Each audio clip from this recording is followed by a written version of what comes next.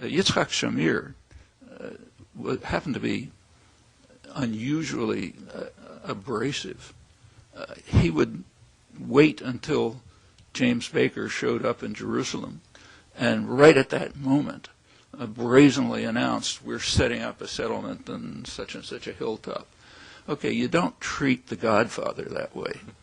You have to be more polite. You have to do it the way Shimon Peres does. You say, thank you, Master, we will not settle any more settlements, just like you say, and a week after you leave, we'll put up the outpost and build it, and then everybody's happy. Exactly what happened with Condoleezza Rice on her last trip. That's the way you're supposed to behave. If you behave too abrasively to the master, he's not going to like it. So therefore, they made a weak threat to withhold funds, which of course they didn't live up to. But I don't really think this had anything to do with the lobby. However, this entire discussion illustrates 2 points. One, why, for me personally, it illustrates why I don't even get into this discussion. I haven't even written about it. I think one paragraph somewhere. Because there's something mildly or maybe seriously distasteful about the whole discussion, in my opinion.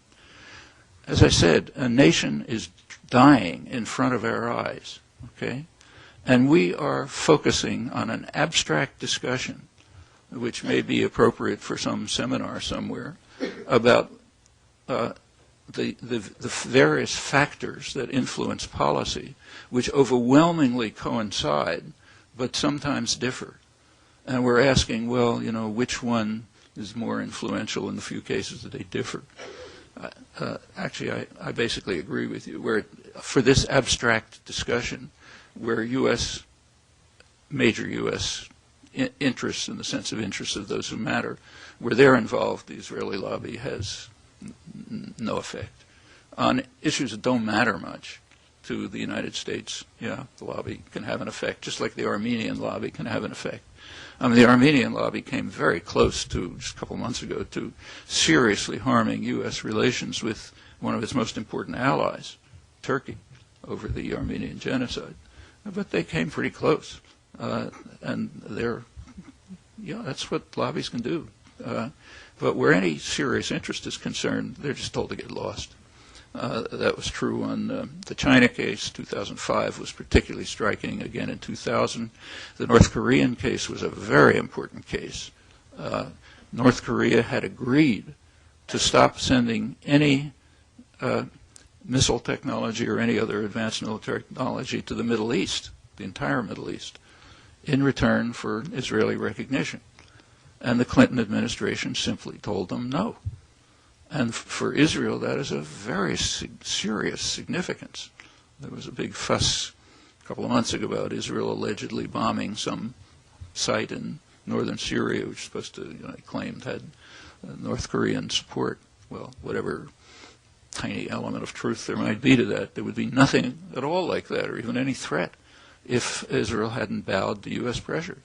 And we get a real issue. I think you find that's what happens. As far as the Arab Street is concerned, the U.S. doesn't care any more than Saudi Arabia does. However, there's another point that should be made. Let's take this abstract discussion, which personally I find distasteful, about which factor in policy, which of the many factors in policy that almost always coincide has more weight. And let's ask, does it have any practical consequences, how the discussion turns out? Okay, so suppose we decide with Walton Mearsheimer that in cases, that there are cases of serious concern to, powerful American interests where the U.S. backs off because of the lobby. Well, if that's true, there is a consequence, a tactical consequence. One consequence, for me, it would be terrific. I could stop writing books, I could stop writing articles, stop giving talks all over the place, stop getting vilified, nothing. All I'd have to do, or you'd have to do, or anyone else concerned with the problem would have to do, is put on our ties and jackets, go to the corporate headquarters of Lockheed Martin, Intel, Hewlett-Packard, Microsoft, Warren Buffett, ExxonMobil, and so on, and politely explain to them that their interests are being harmed by a lobby that they can put out of business in 30 seconds with their political clout and economic force. Okay? Game's over. we've won. Does anybody do it? I mean, does anybody even bother to laugh? Well, no. Yeah. I mean, it's laughable. If the few big interests looking out for themselves didn't like what was happening, they'd do something about it. And what they're doing about it is investing in Israel. Not under pressure of the Christian evangelicals or AIPAC, but because they find it useful to have a powerful state, most powerful state in the region, actually with military forces that are more, with air and armored forces that are larger and technologically more advanced than any NATO power, let alone the region outside the U.S., and that is totally subordinate to the United States. Israel made a decision a long time ago that it would sacrifice security for expansion, which makes it totally subordinate to the United States, has to do what the U.S. wants, very loyal, performs any task that's wanted, right on the periphery of the major oil-producing regions. The tyrannies who run the oil producers really don't mind, as long as they can control their own populations. So it's a it's a system that works for the interests of the few big interests who look out for themselves. And we see it in their behavior. If we think they're being misled, well, we should explain it to them so that they'll change their behavior and put the lobby out of business. But as far as I can see, that's the only practical consequence to this discussion. Otherwise, it's an abstract discussion, which you can have off in some seminar room, about the relative weight of two factors in policy formation that almost always coincide but sometimes conflict. And while that's maybe an intellectually interesting discussion, I can't get much involved in it when we see a nation being killed under our eyes. Just a couple of things to point out.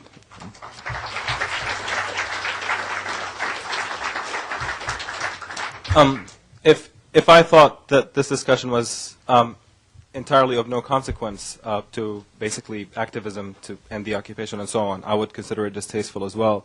The only thing is that I think if you operate under the assumption that the reason why the U.S. supports the monstrous policies that Israel carries out in the occupied territories is because of the influence of a lobby, then the natural course that what that leads people of conscience to do is to say, okay, well, all we have to do is present a counter voice and sort of like try to drown the other voice, create a counter force, and that would influence policy in the correct direction. But if you take the view that the Israel lobby has no influence and that the U.S. is not really susceptible to lobby pressure, then that might give people the impression of this thing is entirely hopeless. If the Israel lobby does not influence policy, we certainly would not be able to, and therefore advocating for basically Palestinian human rights would be an endeavor that is not worth taking. So I think, for me, I'm invested in saying that there is a lobby, and if you counter it, you can be effective as a way of getting people to basically get more involved in the issue. Now, the argument here is that the reason why the Israel lobby gets away with what it does with regards to the Israeli-Palestinian conflict is because this is an issue that does not matter for U.S. policymakers. And my argument here is precisely the opposite, is that it does. Take a couple of examples. So, in the U.S. grand strategy in the region, they're genuinely afraid of Iranian influence. Now, the fact that the U.S. has allowed the conflict to perpetuate, and that fact that Iran is able to basically take advantage of that by spreading its influence throughout the region, by taking advantage of popular hostility towards Israeli policies. I mean, this is something of serious threat to the U.S. If there was no conflict, Iran would have nothing to play on to spread its influence. And so, strategically speaking, it seems of crucial importance for the United States to take active steps to end the conflict. On the question of oil, for example, you look at Saudi Arabia. There's a reason why they're pushing for the Arab Initiative, basically to resolve the conflict as well. They presented it again in 2007. Basically, they're desperate to end the conflict because the conflict is a major source of popular discontent throughout the region. And if Saudi Arabia is going to continue to basically toe the United States line, this is going to cause problems for it in terms of governmental stability. So again, here you have a case where it seems that oil companies certainly have an interest in the stability of the Saudi government, and the Saudi government thinks that this is an important issue to resolve for stability. So it seemed that it would follow that oil companies would be in favor of basically putting pressure to end the conflict. So now, like, the way I look at it is, going to the oil lobbies and actually talking to them and explaining these things does not become so outrageous an idea. And if you want to take it a step further, so take, for example, especially with the potential election of McCain, if the U.S. actually invades Iran, or bombs it for that matter, it's going to need the logistical support of Persian Gulf countries. Now, given the current climate in the Middle East, those governments are going to have a very difficult time basically giving that logistical support for the U.S. Their survival is seriously at risk. Now, if the U.S. gives something in return for these regimes to pacify their populations, looking at it hawkishly from a strategic perspective from the U.S., the best thing to do would be to resolve the Israeli-Palestinian conflict, to basically make things easier for the broader grand strategic plan for the United States in the region.